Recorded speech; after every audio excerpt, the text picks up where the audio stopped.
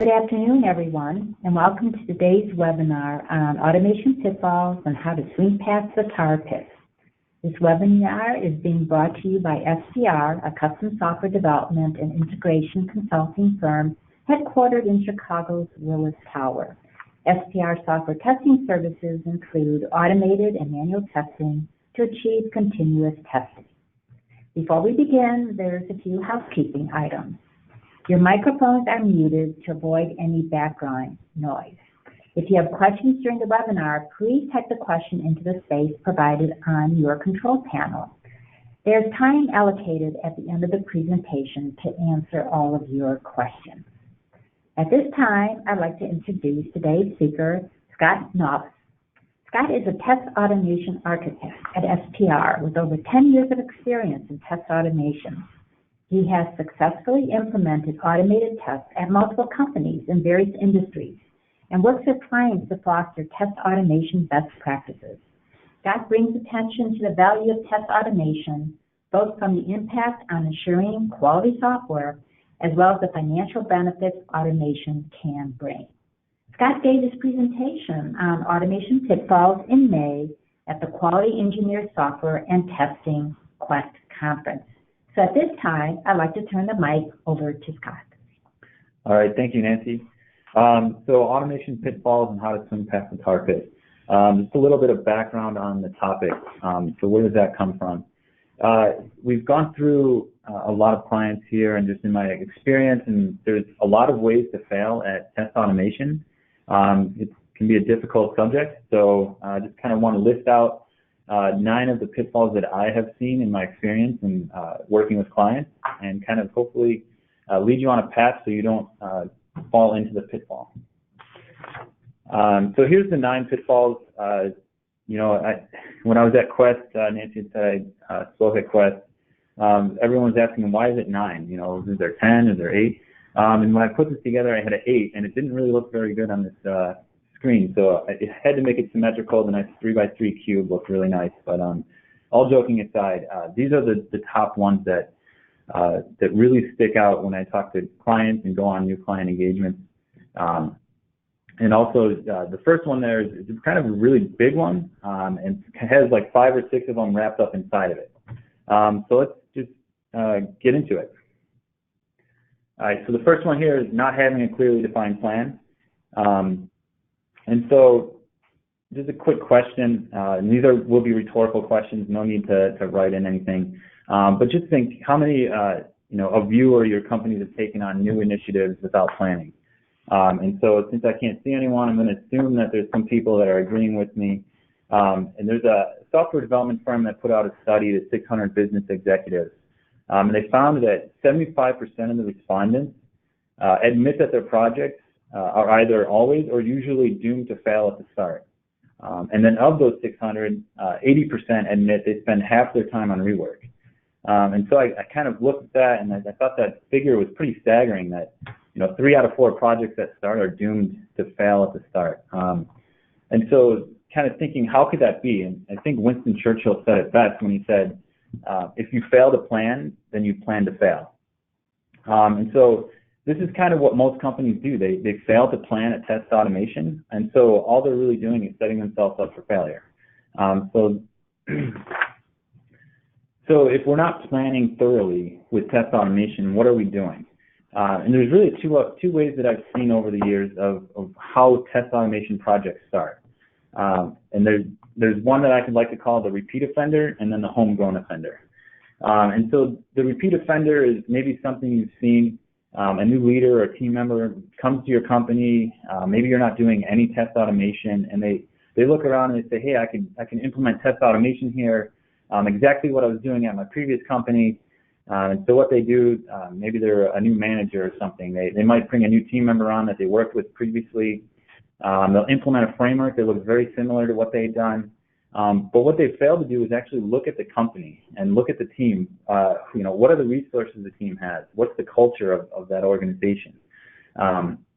If you've ever switched companies before, you'll notice that every company that you go to has a different culture. Everything is different. So you get comfortable in your ways at a company. When you go to a new one, if you're like me, you're kind of like looking at everything and thinking everything is wrong.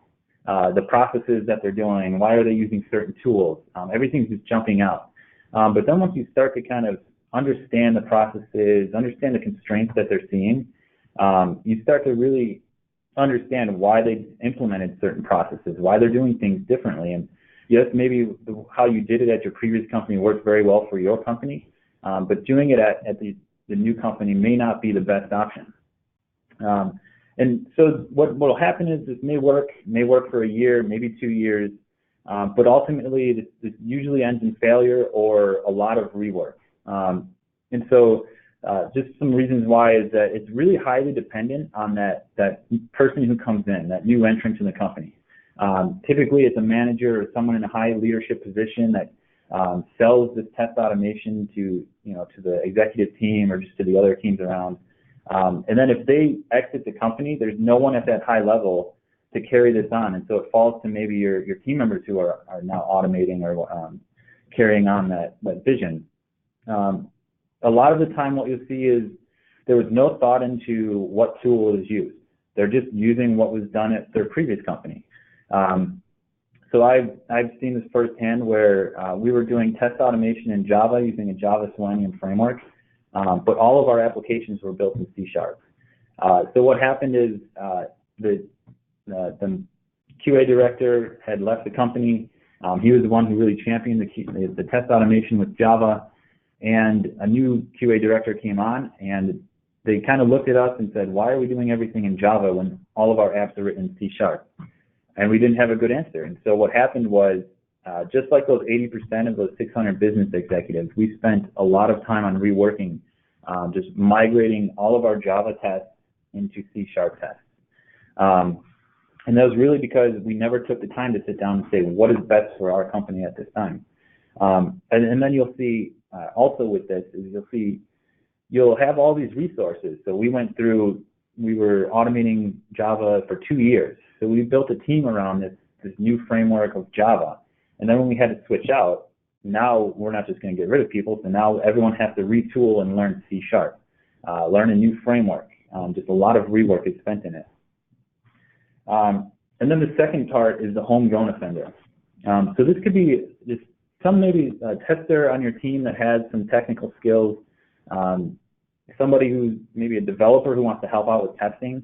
What they'll do is they'll just come in one day and they'll say, I think we could really do test automation here. I've been seeing a lot of blogs and a lot of videos on test automation. It shouldn't be too difficult. And what they do is they just kind of start doing test automation. There's no thought into it. They just kind of implement whatever tool they want. There's no oversight.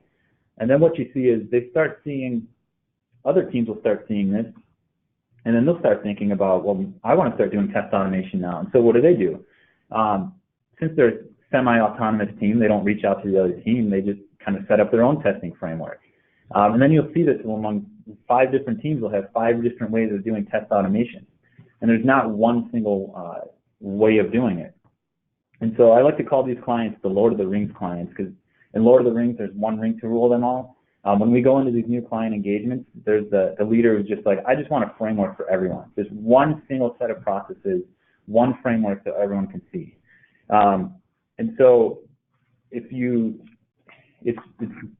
can't let these developers or testers just go off and do whatever they want. What we want to do is really thoroughly plan through that. And so by having these homegrown offenders, you get these multiple single sources of truth. So we really want to get single processes in place. All right, so if we don't let people just do whatever they want, where do we begin? And so what we need to start doing is thinking of test automation project as any other testing or any other initiative in our organization. So just think of, if in those 2 situations, if a new developer came to your team and said, oh, hey, we built this API at my old company, and we were making tons of money with it. I built out the majority of it. I could pretty much just do that here, right? You would look at them like that's just the most ridiculous thing they would ever say, right? And so we need to start thinking of test automation in that same light. It's not just lift it from one company, bring it to this one. It's not a one-size-fits-all. And so what we need to start doing is thorough planning. And what I like to do is, the 5 W's and 1 H, so who, what, where, when, why, and how.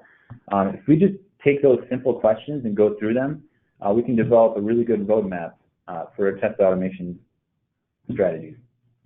And so when you can do these in any order, but you always want to start with why. And so you just want to, first of all, just list out why are you taking on this test automation. And then you can do the next ones in any order you want, but for the sake of this, we'll talk about who. So you're going to want to answer, who's going to be automating your tests, and we'll go into each one of these in more depth later. And then you want to go over what. So what tools are you going to be using? And then when are you actually creating your tests? What point in the sprint are you doing it? And then where is kind of what application layer are you testing at? So UI, API, etc. And then how are you actually executing your tests? Are you doing this locally? Are you integrating it in a nice pipeline? How are you doing it? So just by answering these questions, you can really develop a nice strategy to help you succeed with your test automation. And so talking about why, so where you want to start. So not having a goal. And so this is the easiest thing to do, is just kind of list out why you want to take on this new strategy. And so the Project Management Institute put out a survey every year in 2017, the Pulse of the Profession. And they listed the lack of clearly defined goals as a primary cause of failure for strategic initiatives. Something as simple as just answering why are we doing this.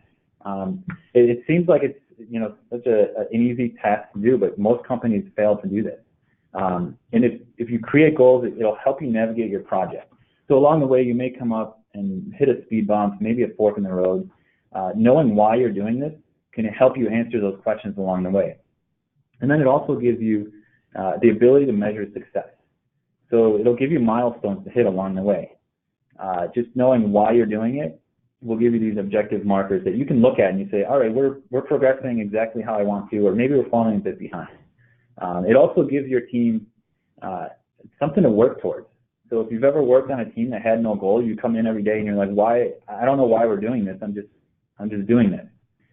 It's really nice to have a certain goal to work toward, and just give your team members the why, and really help them buy into that, into your strategy. So the third one is not investing in the right resources. So this is talking about who's going to be doing test automation. So the majority of test automation initiatives are going to start with your current team members. And so the majority of your team members may or may not have the skills. So I'm going to assume that you have a lot of manual testers if you have no test automation already. And so you think that, all right, so we'll educate them, we'll teach them coding, we'll teach them test automation. So you're going to spend a lot of time doing that. And then maybe they grasp the concept, maybe they can build some simple tests, but never can really get into full test automation. You may find that one or two will surprise you, which are the people you want to focus on, but don't be forcing them into test automation. And so we don't want to force manual testers into doing this. What we want to do is we want to support them, so give them the option. So what you'll see is when you set everyone aside and you say, okay, we want to do test automation. So starting tomorrow, everyone's a test automator, right? And what you see is everyone's all on board, because they're going to say, we're going to reduce our regression cycles down from 1 day down to a matter of hours. Everyone is going to be on board with that, and they're going to be on board with it. But what you're doing there as a leader is you're simplifying test automation. So you're thinking that, all we have to do is write a couple of lines of code and everything is great. And so what they're going to feel is that, all right, I have to jump on board with this or my job is in jeopardy. So we don't want to be doing that. What we want to do is definitely give them the option if they want to do test automation, but you need to support and continually educate them and help them along the way. Don't just kind of put together a simple 3-day course and then leave them on their way. You need to give them continued support along the way to help them really advance. And so if we can't have manual testers just jump into test automation, what can we do? So what we need to do is bring in well-trained engineers that know QA processes as well as coding processes. And so start thinking of automation engineers as developers. So we wouldn't just bring someone, a developer on board who has no experience doing development. So we're going to obviously look at their credentials, what kind of schooling do they have, what kind of experience do they have. A lot of the time we don't see that with test automation engineers. We try to take people who do maybe testing and throw them into automation. Maybe you take a developer and make them an automation tester. That can work sometimes, but usually it doesn't. And so what we can do is, let's look at a well-trained engineer as somebody who is a tester that knows and likes development. So this is somebody who started in the manual, maybe the manual world of testing, and they've worked their way up. They learned some technical skills along the way. They learned how to code. They really understand it. They really like doing it, and they kind of have that mixture of the two brains. But these people, these turn out to be really great engineers. So what they do is they have the QA processes. They know how to create test plans. They know how to create test cases. They can tell you what should be tested and why it should be tested. They may lack a little bit with some junior resources, may lack the coding ability. So one thing you need to do is just make sure you're reviewing their code, making sure that all the logic makes sense in their code, which is just a typical review process that you should be doing anyways with pull requests. The second type is a developer that knows and likes testing. And I know that's almost like an oxymoron, a developer that knows and likes testing. I know it's a little strange, but there are some of them out there. These people are also great automation engineers. They're a little light on the testing side, so maybe they don't understand about how can I best create a test plan, what needs to be tested, why it needs to be tested, but they can test anything you want. If you tell them how to do it, they will find a way. The one thing with people who come from this background is they tend to overcomplicate things. So if you've ever been on a Scrum team with developers in a refinement scenario or something, and they're going 10 minutes on this one conversation about something, and you just jump in and say, well, can't we just do it this way? And then they look at you and they, yeah, actually we can do it that way. That's a simple way to do it. They tend to overcomplicate things. They'll over-engineer things. So you just need to kind of scale them back to make sure that they're not over-complicating the process. So what is a well-trained engineer? It's a perfect mix of both. So it's taking all those skills that a tester has, how to test things, how to write up test plans, how to write up test cases, what needs to be tested, and taking that development side as well. So how do I write code? How can I write really solid logic, really clean code? It doesn't have to be everyone on your team, but this is who you want leading your automation strategy, because they really understand both sides of test automation. So you want to have maybe one or two of these leading your team, and then you can have a mixture of everyone of the other types below. And then just to kind of cap on manual testers. So if they're not doing test automation, what can they be doing? Well, these are your domain experts. So these are probably individuals who have been working on your application for 10, 15 years. They know the ins and outs of this application. You need that knowledge, and you want it to spread that knowledge across the team. They can really focus on the manual side of things. So when you look at test automation, it's really good at two things. So it's really good at happy path testing. So I input some variables and then some output comes out that I expect. It's really good at the negative cases as well. So just doing the negative cases of tests. But there's a whole bunch of gray area in between those two. And that's what they need to be focused on, the exploratory side of things. Running through different scenarios. Any kind of scenario, that they should have that the mind to kind of think through different scenarios and explore those testing. They should also be leading the test case creation, test plans, test cases. They don't need to be the ones who are actually writing them up, but at least driving those conversations. With this feature, what needs to be tested, why it needs to be tested, how it's going to be tested. They should be driving that. These are your testing professionals. They should be doing that. And then just a note here is having a 1-to-1 ratio of automation engineer to manual tester on a Scrum team creates a really high-performing team. So on your Scrum team, typically you'll have 2 QA resources if you have the ability to. If you have a good mixture of one manual and one automation, you'll see that they really collaborate really well together. And then you'll start seeing that maybe the manual tester will start picking up some of the coding stuff slowly. And then some of the automation engineer will be able to shore up their testing skills and understanding the software testing skills that they need to know. All right, so not using the right tools. This is talking about what, all right? So what are we using? And so if you think about tools, you know, if I gave you a drill and a nail, you would look at me like I'm kind of crazy. Sure, you could probably get a nail in with the drill, but it'd be much easier if you had a hammer. And so we see this all the time when we talk about test automation. And so if you go and you Google and you try to keep up with the industry, it seems like every week there's a new tool out there, some new framework, some new way of doing test automation. So it can be really difficult to choose which one's correct. And so what we want to do is just a couple rules of thumb to follow. What I like to do is just start with the language. So let's start with what language are we going to be programming in.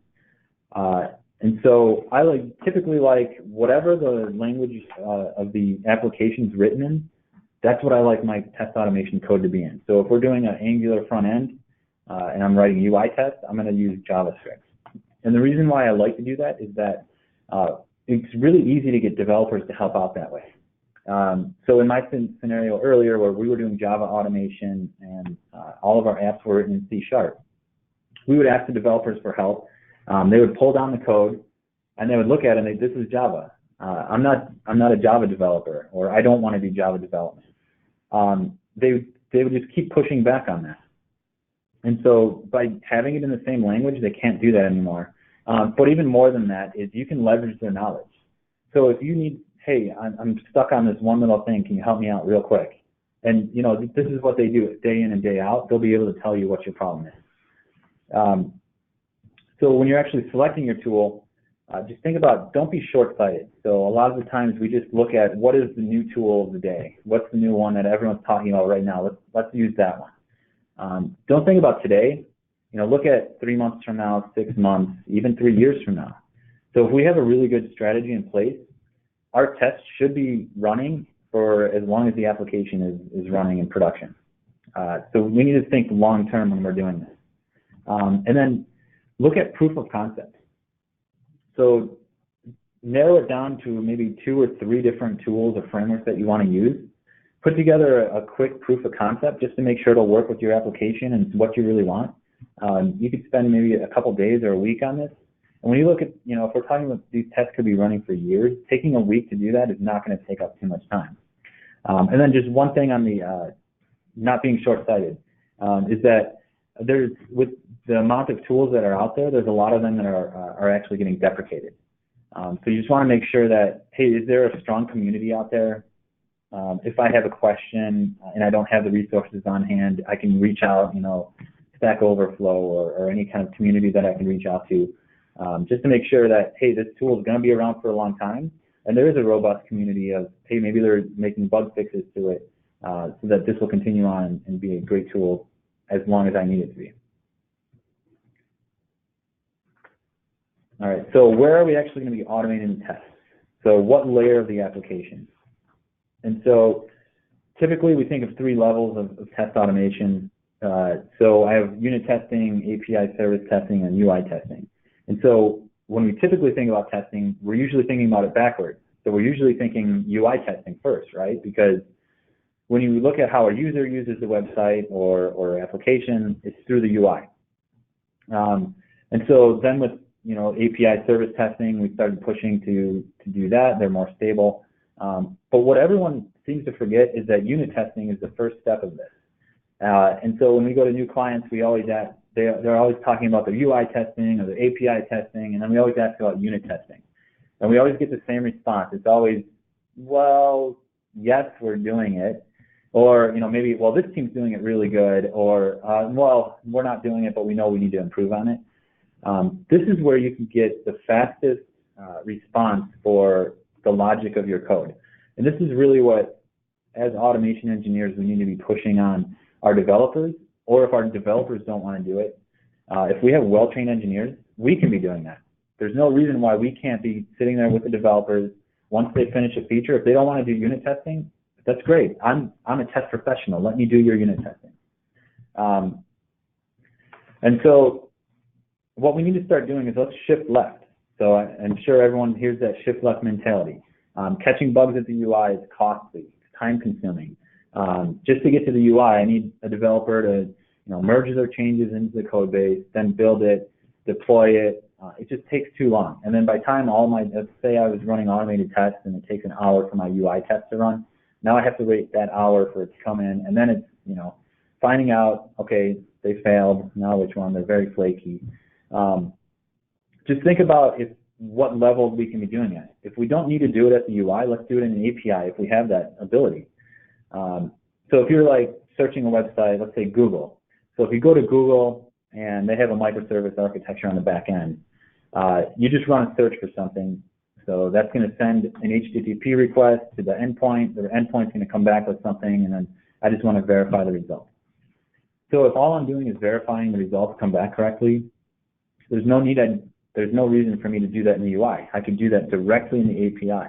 All I need to do is make a call directly to the API, get the results back, and then just parse through the results and make sure they look correct. And by doing that, we remove the flakiness of the UI. The UI can be very slow. Sometimes the environment tends to be very slow. So maybe it'll load in 2 seconds, maybe it'll load in 10 seconds next time. With UI tests, you have some sort of timeout factor. So if it exceeds that timeout, it's going to fail, and it's just going to be a false negative. So we're going to have to go searching through our tests and finding out the flakiness of our tests and trying to figure out which tests are stable. We can avoid all that by doing it at API, or even if we're just testing very basic things at the unit level. And we want to make sure that we're covering all the features, but we're doing it at the correct layer.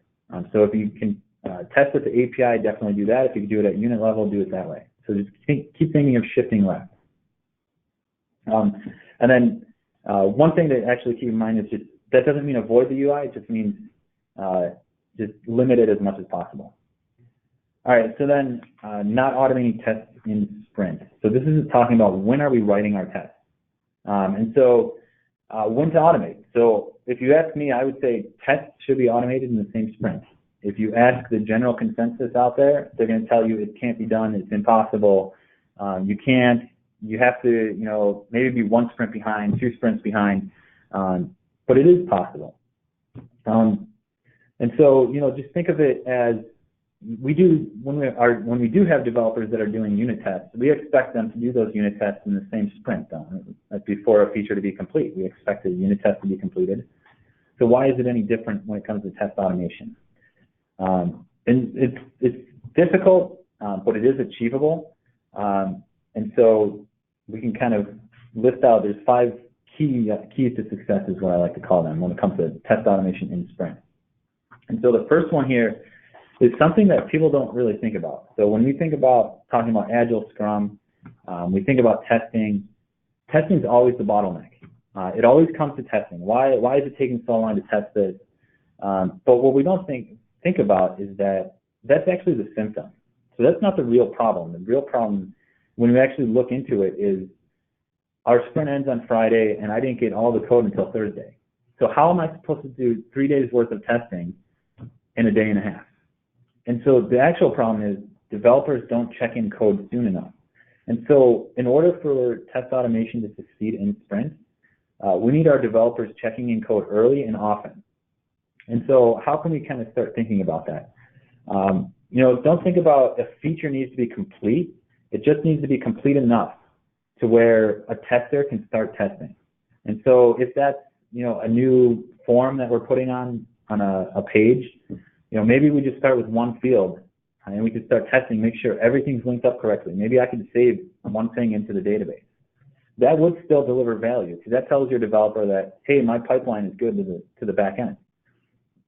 They don't need the whole form. I don't need 100 fields to verify at one time. Just give me 1 and then move on. And so by doing that, we can start shifting left into the testing earlier in the sprint. The second one here is having well-trained engineers. So this is something that's often overlooked as well. So we talked about what a well-trained engineer is, but how does that help us do in-sprint automation? So by having a well-trained engineer, we're able to write up tests quicker. So they're going to know, how to build out their frameworks, how to be more efficient at writing test code, and more stable tests. So you're going to have less test maintenance that you have to deal with within your sprint. The third one here is having automation engineers on Scrum teams. So by doing this, we're making automation a priority. So we're saying that we're going to start having these hard conversations about why can't we do automation in sprint? If you don't have automation engineers on your Scrum teams, and maybe they're just off on a separate team, just automating some backlog, you're never going to have those conversations. Once we get them in the retros and they start talking about, hey, if you guys just gave me this sooner, I could start writing my tests, on the first day. And then when we get to Friday, we'll be complete. Number 4 here is small and concise test cases. So this is something that's really difficult to understand at first. So typically when we see manual tests, they're really long workflows. What we need to do is really break those down to really small test cases. They need to be, single, just verifying a single thing. And we'll talk more about test cases later because that's a pitfall all in itself. And then the last one here is automated testing in the DoD, so in the definition of done. Seems like something that's so small and so insignificant, but what it starts doing is it starts forcing those hard conversations. You'll get to your retro and you'll say, we didn't accomplish all our goals for this sprint. Why didn't we do that? And then maybe you start talking with the developers about, yes, I need code in or check in early, or hey, maybe 1 or 2 developers can start helping writing tests. Whatever it is, we can start having those conversations. When we put it in the DoD, we make it something that the team needs to start talking about. All right, so not knowing what tests are in your suite, and this one kind of hits you without even knowing it. Everything will be going great, and then this one will just pop up. So let's just talk about how does it, what's the life cycle of a testing project. So it'll start out, your number of tests, just keep increasing each sprint. Sprint after sprint, you keep contributing more and more tests. Initially, your test writing is probably a little slow because you're still building out a lot of the infrastructure for your automation code. And your test execution is short. I mean, if you only have 20 tests, it doesn't take very long to do that. So you continue on, and it keeps growing, keeps maturing. And then you start looking, your number of tests start to increase. So you're like, all right, we got 500 tests now. We hit a great milestone. And then your suite execution starts to increase. And then, this is when it starts, is that maybe some executive or a business stakeholder will come up to your team or maybe your manager, and they'll be like, hey, we have people who are going to be jumping into that feature, are we testing that? And of course, you're going to say, yes, we're testing it. We have 1,000 tests. We're testing everything in the application, right? But then that seed of doubt is planted, because then you start thinking, well, is it really covered? What is covered in our test cases? And so you have no idea. And so you get fixated on this number. So you just start seeing that number keep going up, 500 tests, 550. It just keeps increasing each sprint. But it's not about quantity, it's about quality. And if you've ever seen, there's a movie called This Is Spinal Tap, and there's a musician, and he's talking to a reporter about all their amplifiers go to 11. So you see the volume level is 11 there, right? So he's talking about how, everyone else just goes to 10, and when we really want to blow people away, we go to 11. And he just keeps talking about this number 11. We go to 11. We're better than everyone because we go to 11. And the reporter just asks him a question. He says, why don't you just make 10 louder, and then you don't need 11? And he just looks dumbfounded, like he has no idea, and he says, but we go to 11. And this is kind of how people sound when they're talking about, we have 1,000 tests, we have 2,000 tests. It doesn't matter the number of tests, it matters what they're doing and how effective they are. And so what we see is, this is kind of just a graph of what you would see. So on the left here is what you would expect to see as far as test cases over time. It keeps growing, right? So maybe, you grow a little more, you add more tests, maybe a little less this sprint. But what we actually see is on the right here. And so we start seeing these peaks and valleys. And so you may be thinking, like, how would you be losing test cases? Is there some gremlin in our code that's taking away test cases? No. what's happening is someone on your team starts going through your test cases, and they start looking through them, and they start seeing either duplicated code, they start seeing tests that are maybe testing features that don't even exist anymore, tests that are just no longer needed. Maybe we needed it when our application was 2 sprints in, and now we're 100 sprints in, and it's no longer valid. So when we don't know what's in your test suite, you have duplicated code, and you have multiple test cases that you don't need that you can remove. And so let's just see an example of this. And so let's say early on, maybe sprint 1, we had a test case that said verify users can navigate to the users page. So it's a very simple test. You just log in, click the user tab, and you verify you're on the users page. Very simple. All right, so now let's say you're in sprint 10 and we have more, our users page has been built out. And so we log in, we click the user tab, click the first name listed, and then we just verify the user's name. And so this is actually duplicated function. So if you see step 3 there, if we click the first username that's listed, then we're already on the users page. We're verifying that we're on the users page. If we weren't on the users page, we wouldn't be able to click it. So we're duplicating that functionality that we shouldn't be doing. So right away, if we already knew that we had these 2 tests, we could just remove the test on the left and now our test on the right and continue running that until maybe this one will get replaced eventually in the future as well.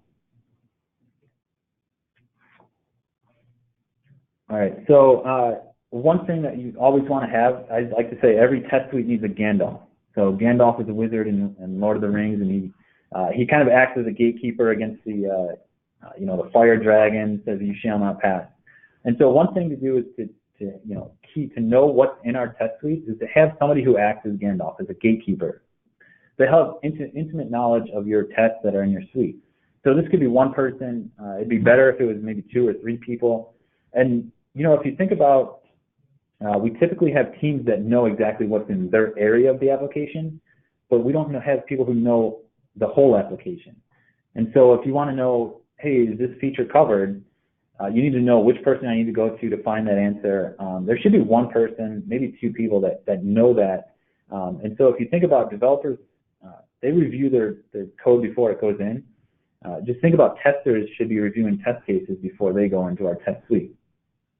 And then this will give you a way to easily know what's in our test suite. Do we have duplicated function? If you have 2 teams that are in a similar area and they put in 2 test cases, we can say, hey, you guys need to work together here and figure out which test case we need, because we don't need both of these. It's doing the same thing.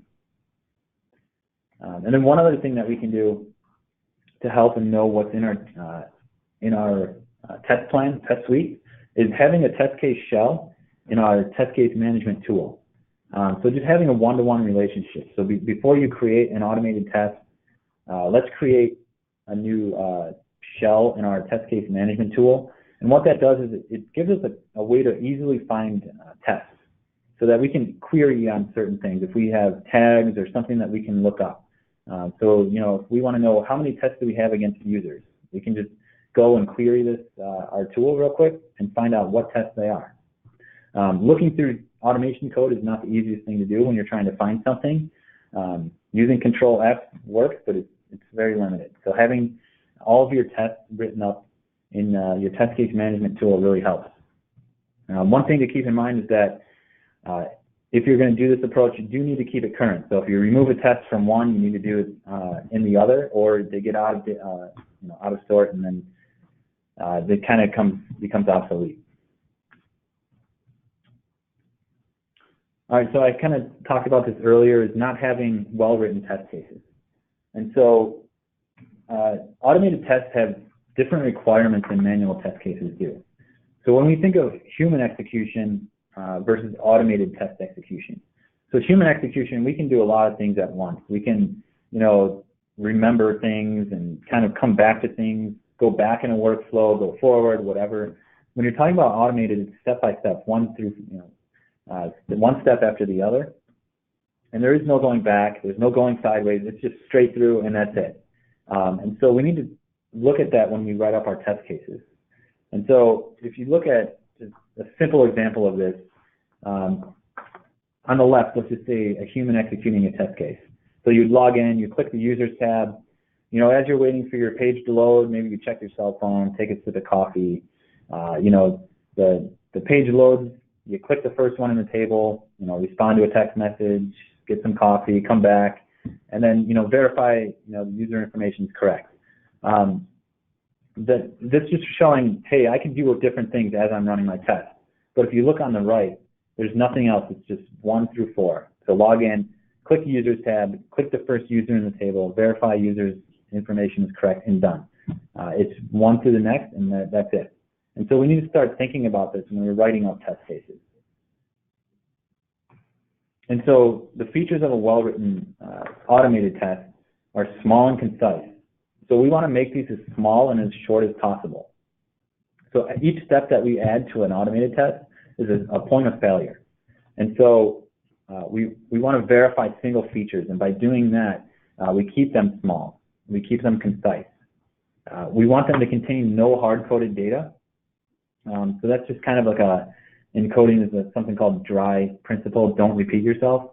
So if we have a data set that may be shared among different tests, we want to have that in different, in one area that we can update versus having it in 100 different tests. And then one thing to keep in mind is we want tests to be independent. So we shouldn't have to run one test before we run the other. If there's any kind of data or data cleanup that needs to happen, a test should be doing that itself. Because what this does is typically when we have automated tests, we can run a subset of tests. And so if I want to run all tests against users, but I need to run a test over in contacts first, now I can't just run my subset of user tests. Now I have to run this other one, and then before you know it, you're just running the whole suite every single time instead of being able to run subsets.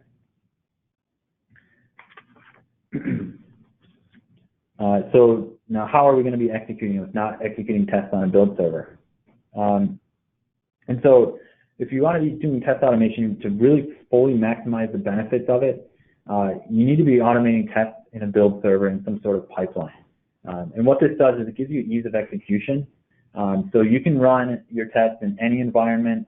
You can run them easily you can schedule them to run whenever you want. I typically will schedule my tests to run overnight, every night. I'll come in the morning, see which tests failed, do my test maintenance, and then move on. You can have anybody execute them with the click of a button. But also what it does is it makes the results viewable by any team member. So you can have nice reports or dashboards printed out that you can go in and you can look at, okay, what tests are running, what happened, how does our application look at this point in time. And then you can have that historical data and start seeing, what is the life cycle of your application. Without doing this, you're not going to have that buy-in from maybe the product team or the business, because now you can start sending them dashboards or sending them reports. I was on a team and we didn't have it integrated. It was just running them locally on a laptop. And so what would happen is I would get the request to, hey, run all the tests. So they'd be running on my laptop and I can't do anything until they're finished. And so that was like 4 hours. And so once it finished, I would just send an email and say, all right, all tests passed. And nobody knew what tests were running, like how long they ran, was I even running them? Nobody knew what was going on. Until we put it in the build servers, people started to they started seeing what tests were running. They started talking about it more and more. And then they would see the reports. Okay, if a test failed, they would start seeing it. You just got more buy-in from the team by doing that. All right, so here's just a recap of the 9 different pitfalls. So like I said earlier, test automation is difficult. There's a lot of ways to fail at it, but there's also a lot of ways to succeed. So hopefully by showing you the 9 pitfalls that I've identified, I can help you kind of succeed in the future with your test automation strategies. Well, thank you, Scott. We received a few questions. Just as a reminder, if you have a question for Scott, just type it into your control panel and we'll be able to see that. I'll start out with the question. You mentioned about shifting left, and you really need to get your developers to check in code earlier. How do you really get developers to want to do that? Yeah, I think it comes down to it's not just a single tester asking a single developer to do this. It's really getting the team on board, and then even bigger than that is getting the leadership on board. This should be a process that needs to be pushed down from the top and from the bottom. And developers don't want to fight people. They're not just going to say, hey, I don't want to do that. They want to help you out as best they can. It's really having that communication with them, showing them what, by them checking it in, what does that get them? What does it help, how does that help the team? So it's really showing them how it helps the team, and then getting leadership on board with that as well, making it a standard process across all teams. Okay. The next question says, I totally agree with trying to automate within a sprint. But what I'm dealing with is trying to keep up with the current sprint testing I have to do, and then I have this backlog of regression tests I'm supposed to automate, and I really can't do it all. So how do you keep up with this? Yeah, so there's a couple of different ways you can handle that. So one is if you're trying, maybe you have 2 or 3 individuals who can just work on that backlog by themselves and just churn out test after test. What a better way to do that is just having your automation engineers on the team, and then they're going to find some downtime here and there, waiting for new code to deploy, and it's just kind of chipping away at that. It's kind of how do you eat an elephant? One bite at a time. It's kind of just taking that, chipping away at the stone one by one. Eventually, you'll get there. Okay. Another question says, you mentioned that there should be a ratio of like 1 manual tester to 1 automation engineer on a team. How many developers are on that size team? So it's following typical agile Scrum methodology. So maybe 4 to so a half ratio or so. You can probably do 5. If you get to 6 developers for 2 people, that's kind of pushing it. Unless you have very efficient testers. So yeah, I would say typically 4 developers for 2 testers is usually fine. 5 is okay as well, but that's getting a little bit to the limit. Just pushing. Okay. Another question here is, you mentioned unit, API, and UI tests, but what tests should you really focus on first?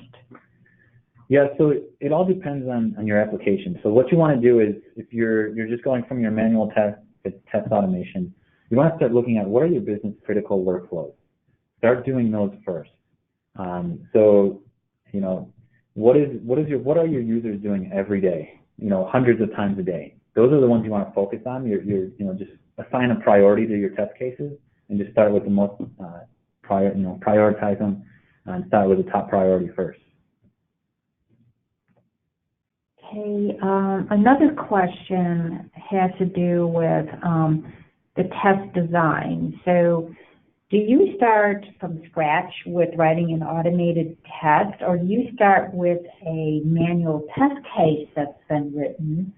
And which way is kind of better?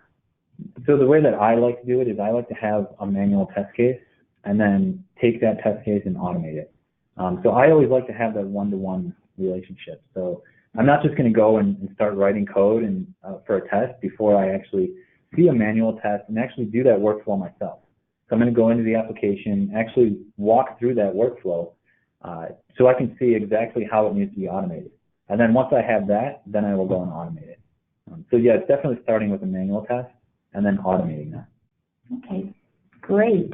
Well, that's all the questions that we have. So I want to, first of all, thank Scott for giving this webinar, and also thank everybody that's on the line for joining us today. Have a great day.